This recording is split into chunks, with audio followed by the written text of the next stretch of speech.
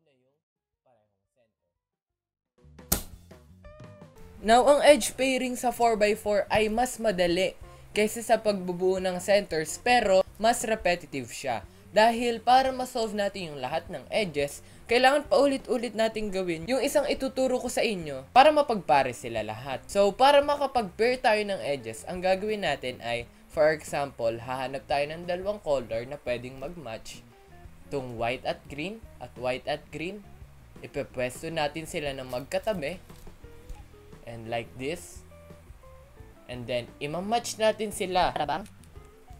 Ganito. Pagsasamahin lang natin yung dalawang pieces na nahanap natin para makapag-form tayo ng isang solve na edge. Okay? Let's start. So, balik tayo dito sa white and green. So, we have this white and green and white and green. Hahanap muna kayo ng dalawang piraso na pwedeng mag-match, which is ito nga. And then, ipepwesto nyo sila sa magkaibang layer. So, yung isang white and green nasa baba and yung isa nasa taas. And then, dapat, pag ganito yung position niya, it's either naandito silang dalawa or naandito. Okay? So, kapag ganyan na sila, magkatapat, and then, i-move lang natin itong white and green sa taas nito. So, dito, gagawa tayo ng isang slice move, which is pag ganito. There. Move na lang siya. Okay? So, kapag napagpares nyo na siya, ang gagawin nyo na lang ay tataas to, iisod, and then ibababa. Hindi siya talaga algorithm. Parang ilalagay mo lang siya sa taas, and then papaltan mo ng isang edge, and then ibababa. Okay? So, naayos ulit natin yung centers habang kung saan itataas mo siya, iisod, at ibababa. And then, ibabalik lang natin yung setup move natin na naunang slice move. There we go. Solve pa rin yung mga centers and may napagpares na tayong isang edge.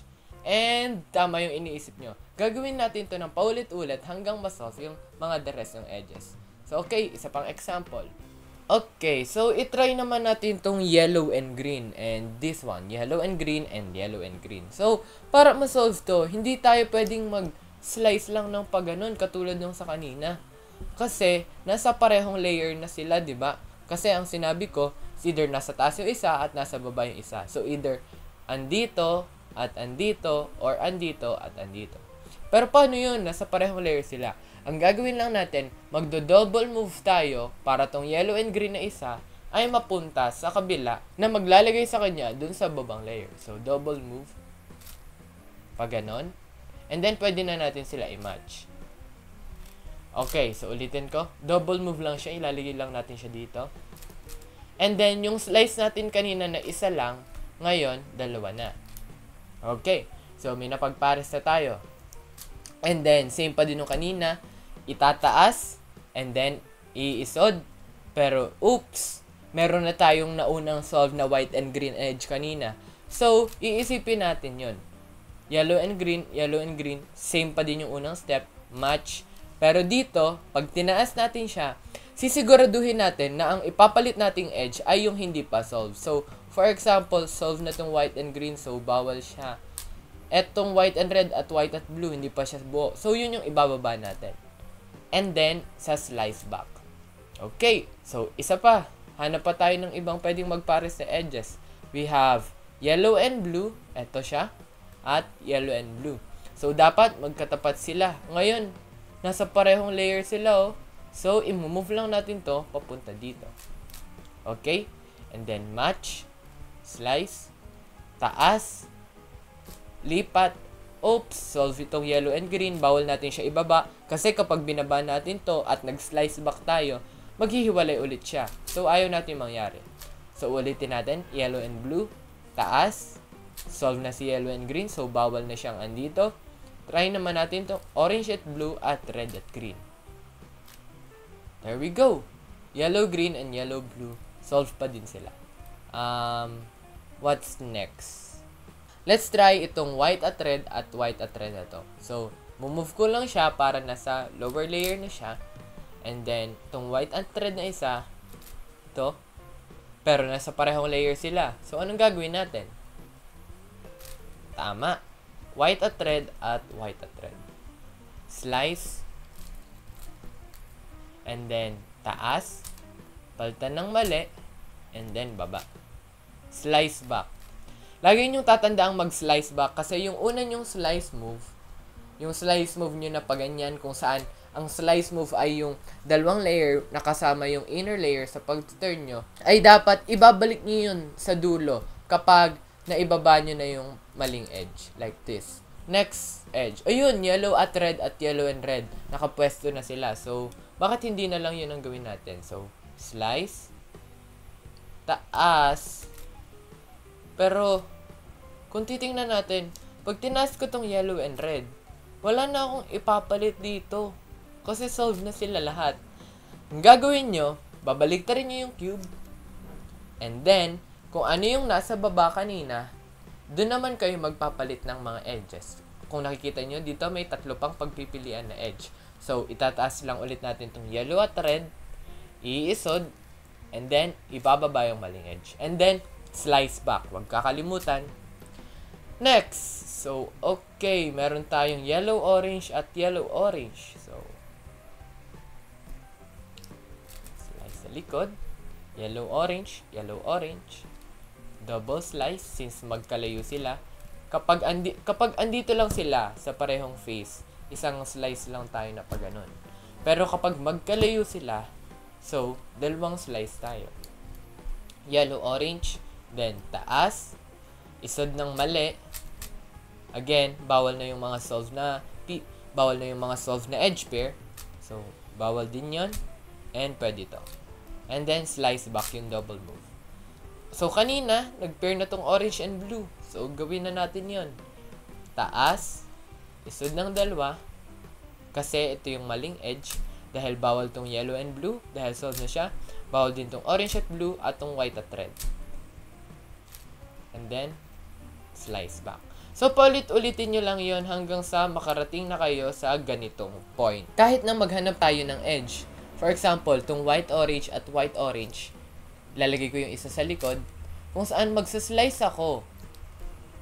Pero, wala na akong ipapalit sa taas or sa baba kasi pareho na silang solve. So, anong gagawin ko? Titingnan muna natin yung mga remaining na edges. Now, kapag dalawa na lang yung natitirang edge, meron tayong special case para doon.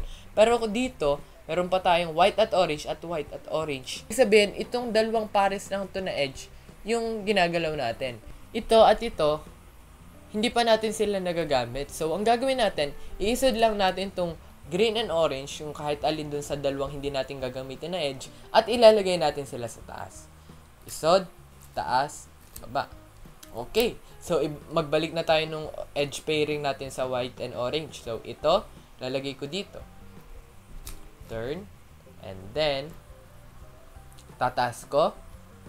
And this time, meron na tayong ipapalit na edge na mali. So, lalagay natin to doon. And then, pagbaba, solve yung white and orange. And then, meron tayong natitirang 3 edge. Now, it's either na 3 edge or 2 edge yung natitira sa inyo. Kapag 3 edge, mag-proceed lang tayo dun sa normal na edge pairing. So, nakikita ko tong orange at green at orange and green. Pero, wala na akong gagamitin ditong edge. Dahil solve na sila lahat. So, again, itong orange at orange and green, itong 2 edges lang to ang naapektuhan. And tandaan natin na meron pang isang edge na hindi na solve. So, ilalagay ko lang to sa taas. And then, babalik ko sa edge pairing ko. Orange and green. Then, move. Taas. Isod. Papalitan natin ng mali. And then, baba. And then, isod. Now, pagkatapos nyo nung pangatlong edge pairing, it's either na automatic na masasolve yung last 2 edges nyo or matitira silang dalawa na hindi solve. Katulad ng ganito. Ang goal natin ay dapat yung parehong kulay, for example, white at blue, itong dalawa at itong dalawang green at red, dapat nasa parehong layer sila. Hindi katulad nung unang tinuro ko sa inyo. Dito lang nababago yung unang move na slice kung saan dapat magka-match sila. Ayaw natin yung mangyayari sa last 2 edges. Dapat magkatapat yung green at red sa parehong layer at white at blue. Kung ano man yung last 2 edges nyo. So, Gagawin natin, kagaya nung kanina, ilalagay ko lang to sa likod. And then like that. And then this time, nasa parehong layer na sila, white at blue at red at green. So, ilalagay ko yung isang edge sa ibabaw ng isa pang hindi ring solve na edge, kung saan walang mabubuong edge pair. Kasi di ba nung mga unang edge pairing, kunyari itong yellow at yellow and red, kapag nag-slice ako, may mga mabubuong edge. This time, kapag nag-slice ako sa white at blue, wait nga, ilalagay ko lang to sa harap para mas maintindihan nyo. Lalagay itong white at blue, kapag nag-slice ako, walang nabubuong, and yun yung gusto natin. So, ang gagawin lang natin dito, sa slice, taas, isod, baba, slice back.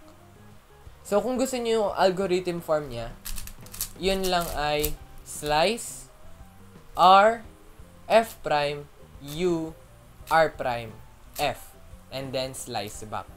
Okay, last example. This time, yellow and green, pero magkaiba silang layers, so ayaw natin yun. Ilalagay lang natin tong isang yellow and green dito sa likod, katulad nung nauna. May iba lang tayo dito sa slice, kasi walang mabubuo dito. And then, taas, isod, baba. And then, slice back. Na dalawa ngayon. There we go! Nakatapos na tayo ng edge pairing. Woo! So, at this point, isa-solve lang natin tong 4x4 na parang 3x3. Imagine niyo lang, itong apat na piece na to ay center, at itong dalawang edge na to ay isang edge lang. So, basically, ito lang yung mga moves na gagamitin nyo. Ito yung left, right, and then ito yung buong middle. So, okay, kung anumang method ang gamit nyo, kung CFAP, Friedrich, or beginner's method man yan, maiiba lang siya pagdating natin sa last layer. So, solve ko lang to. Ang gamit ko na method ngayon ay CFAP. So, and ginagawa ko to through the viewfinder ng phone ko.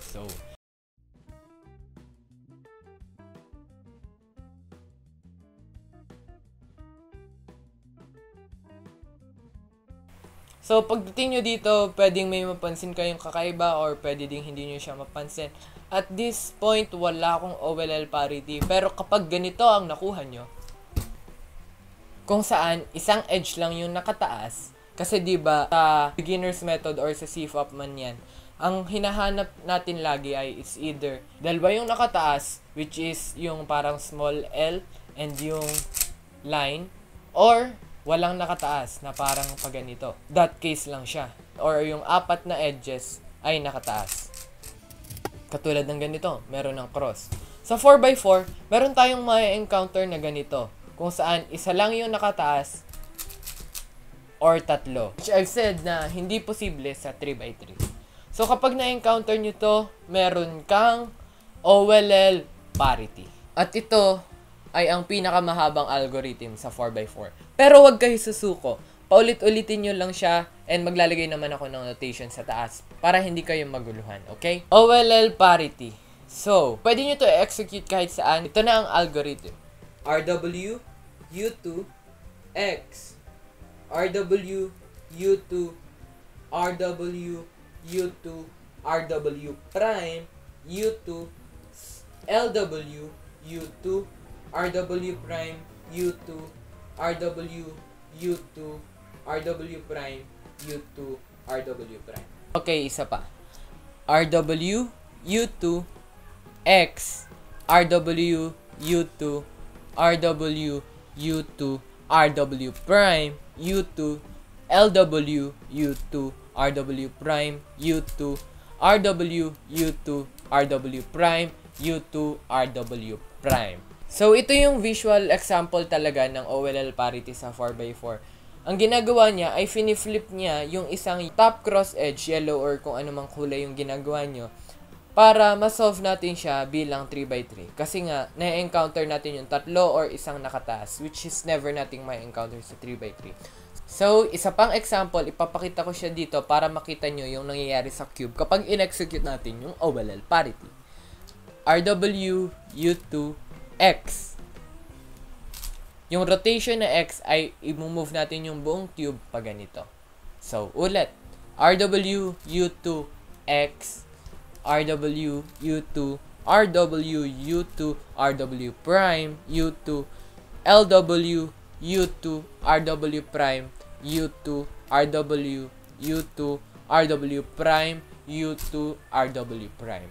And as you can see, na-solve na yung yellow side. Kasi nga, finiflip niya yung row na nakaharap dito kanina. Last example, babagalan ko lang dito.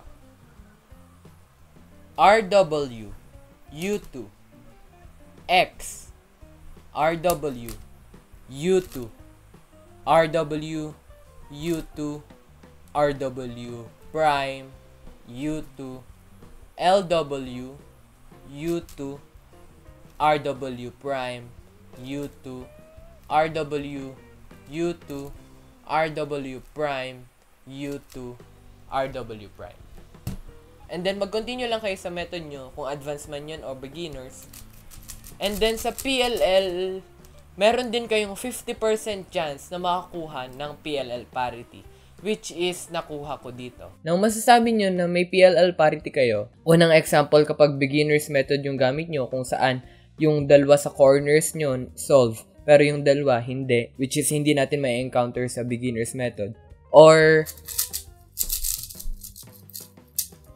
nasa tamang posisyon na lahat ng corners nyo, kagaya ng ganito, pero meron pa rin dalawang edges na kailangan pagpalitin or nakaswap. Or kung CFOP naman gamit nyo, which is, kunyari ganito yung itsura nung PLL, magiging strange yung itsura nung PLL nyo.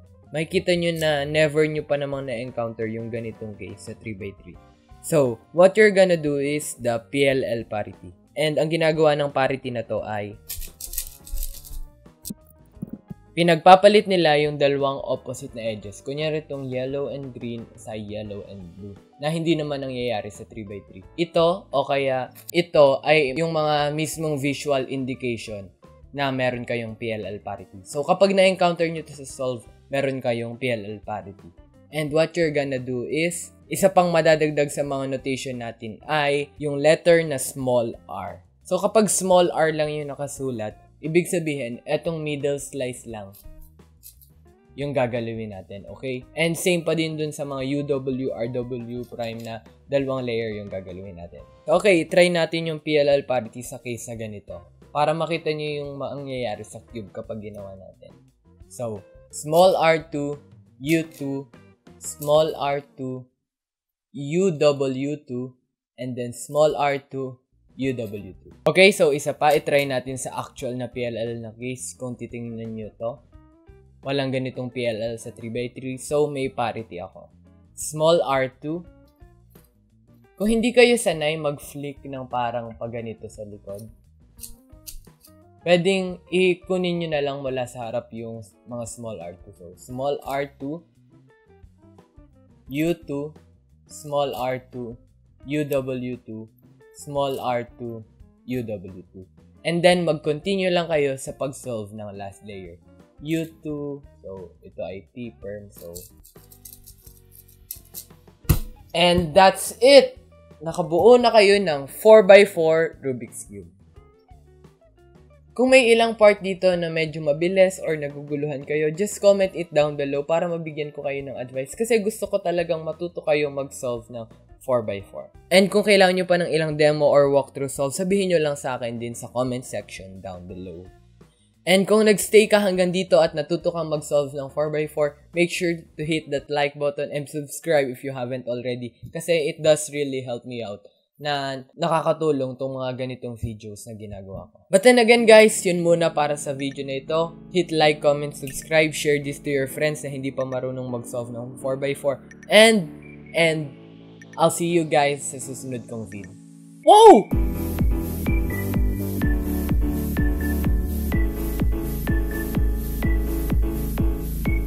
PS, hindi seryoso yung susunod na video.